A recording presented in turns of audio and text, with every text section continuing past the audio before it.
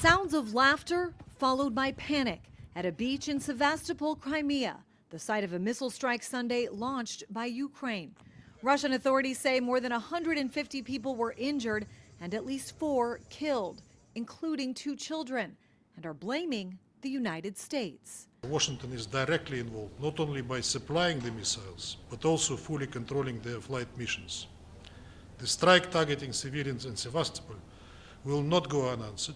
The U.S. State Department brushing off the threat with a reminder it was Russia that started the war in Ukraine in the first place. We provide weapons to Ukraine so it can defend its sovereign territory against armed aggression. That includes in Crimea, which of course is part of Ukraine. And Russia could stop this war today. Instead, there are new fears of escalation. With new reports, Russia's considering violating a treaty it signed and planning to launch a nuclear anti-satellite weapon into orbit. Also last week, signing a defense pact with North Korea and recently bringing one of its nuclear-powered submarines to Cuba, incredibly close to the United States.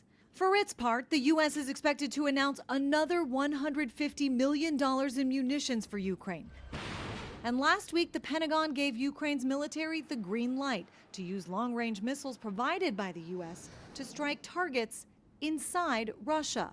The Russians right now are trying to pitch this both internationally and domestically, the war in Ukraine, as one now increasingly between Russia and not Ukraine, but the West and especially the United States. Seth Jones says there are 2 reasons for this. First, domestically, it helps Putin at a time his economy isn't doing great and tens of thousands of Russian soldiers are dying in the war.